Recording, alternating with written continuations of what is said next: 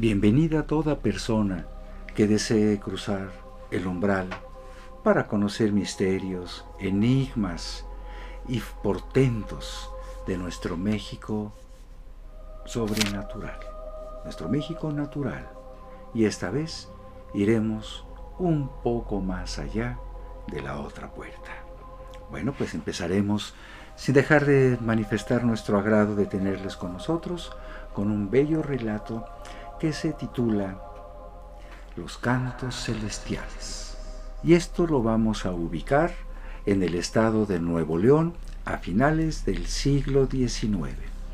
Bueno, pues en aquellos tiempos había una iglesia en el municipio de Doctor González, cuyo nombre fue pues ganado gracias a que hubo un personaje, el Doctor González, Eleuterio González, a quien apodaban Gonzalito porque era un médico que se ganaba el aprecio por su disposición a servir y ayudar a los demás. No solo brindaba ayuda, sino también proponía pues nuevas formas para que la comunidad fuera prosperando. De hecho, pues en ese lugar que se ubica por la carretera Monterrey-Miguel Alemán, aproximadamente a unos 48-50 kilómetros de la ciudad de Monterrey, estaba lo que antes era la Hacienda de Ramos, que después cambió su nombre para honrar a este personaje, Gonzalito. Bueno, pues resulta que en aquellos años, finales del siglo XIX, el porfiriato pues robusto y muy activo, empezaban a construir pues edificios, pero había una iglesia que trababa sus procesos constructivos. Desde un principio hubo muchas complicaciones para poder edificarla, y aunque era pues un templo austero, había muchas complicaciones. Bueno, pues lo cierto es que por allá de 1894 inició pues prácticamente ya su servicio una vez concluida, aunque tuvieron que pasar 30 años de olvido, 30 años durante los cuales la edificación volvía a requerir mantenimiento mayor, cosa que no recibía. Y no fue sino hasta ese año, 1894, cuando por fin, después de tantas vicisitudes y complicaciones, se logró oficiar la primera misa.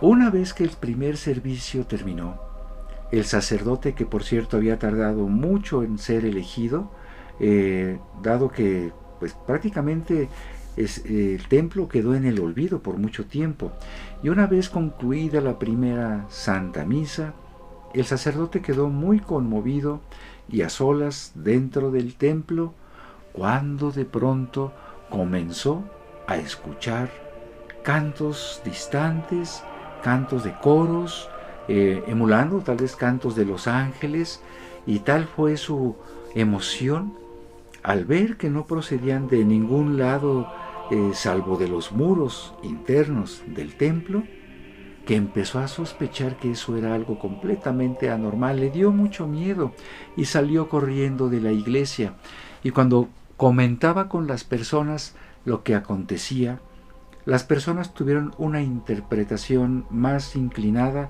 a un milagro, y de inmediato como lumbre cundió el rumor de que se escuchaban cantos celestiales en ese templo. Y ese templo, bueno, pues el día de hoy es el templo dedicado al Sagrado Corazón de Jesús, en este municipio de González.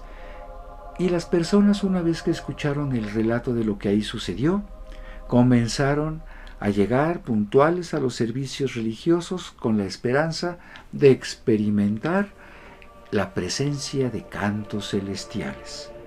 Y aquí lo curioso y lo singular es que en muchos casos se volvieron a manifestar.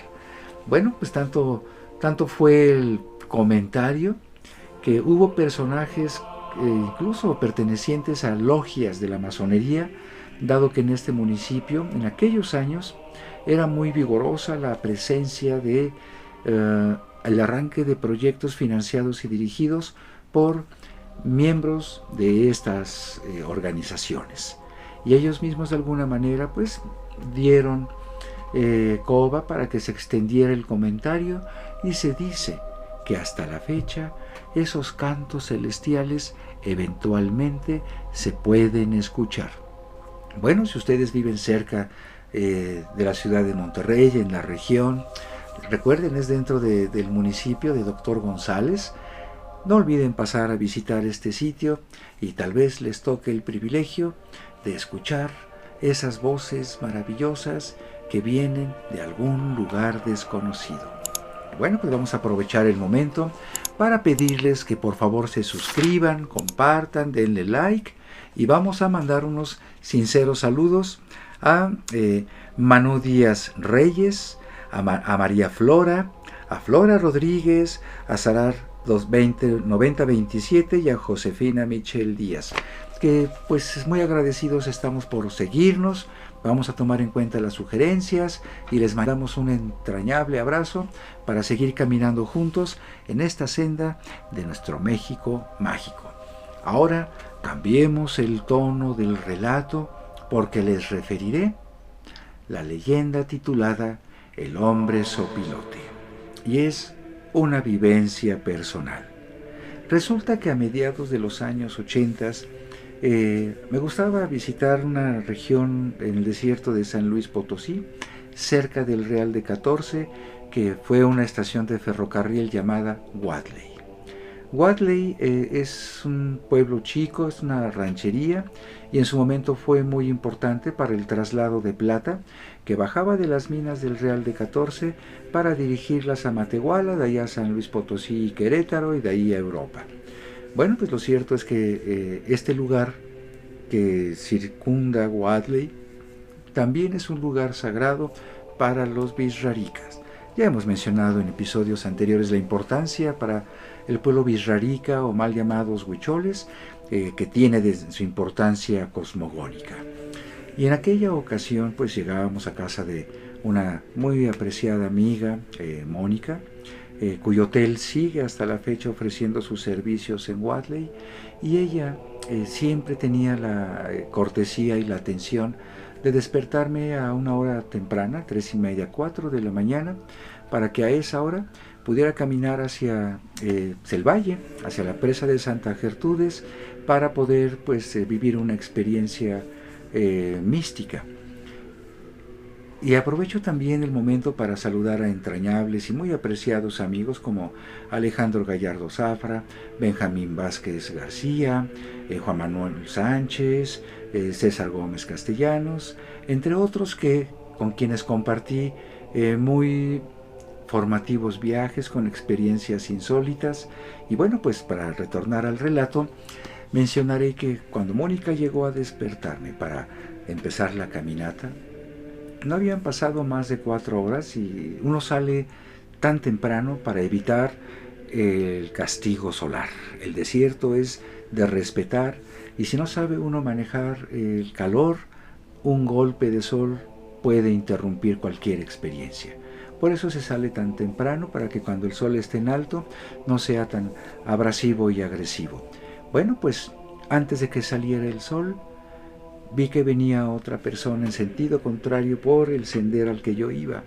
Una vez que estuvo al alcance de vista, me di cuenta que llevaba pues un fragmento de una serpiente de cascabel que había recientemente matado, y llevaba el cascabel.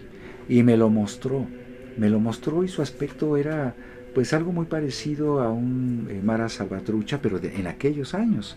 Muchos tatuajes en la cara, un aspecto inquietante, una mirada muy brillante que evidenciaba astucia, inteligencia y fuerza, y un destello que advertía que había algo de maldad en él. Lo cierto es que me ofreció, sin decir una palabra, el cascabel, cosa que yo no tomé. Simplemente le dije que iba hacia adelante, sin detenerme, seguí caminando. Bueno, pasó el tiempo y no miré hacia atrás, simplemente seguí con atención para ver si no era perseguido por este personaje, y una vez que estaba yo en la certeza de que no iba siguiendo mis pasos, pues me di a la misión que me fue encomendada aquella ocasión. A lo lejos y hacia el pueblo vi que cayó un relámpago. Ese relámpago hizo que brotara lumbre de la tierra. Esto lo vi en la distancia algo lejana. justo por el camino que me llevaba de retorno al pueblo. Y una vez que llegué al punto donde mi apreciación me indicaba que ahí había caído, encontré a este joven posado sobre un cactus muerto y parado en cuclillas con un maravilloso equilibrio, con el cascabel todavía en una mano y la otra mano muy lastimada. Estaba mirándome y estaba incluso salivando en exceso. Le pregunté yo si estaba bien y en vez de responderme con palabras, respondió con un graznido, como lo hacen los opilotes. Abrió sus brazos y me di cuenta que en sus manos en vez de dedo comenzaba a salir una especie de humo. Eso me alertó y no detuve mis pasos hasta llegar al pueblo. Una vez que llegué, ya era por cierto noche, Mónica ya estaba dormida. A la mañana siguiente le pregunté por este personaje y lo que ella me dijo fue simplemente que ese joven, por haber violado las leyes de respeto a los animales sagrados, había sido transformado por medio de un rayo en un sopilote de los que en la región se llaman auras. Por cierto, hay quienes dicen que cuando transitan por esos senderos hacia Loma Blanca pueden ver posado a lo lejos sobre un cactus muerto a un hombre en cuclillas que en vez de brazos tiene alas. Por tal razón, cuando se le vea, no se acerquen porque está bajo un encantamiento que puede ser de riesgo espiritual.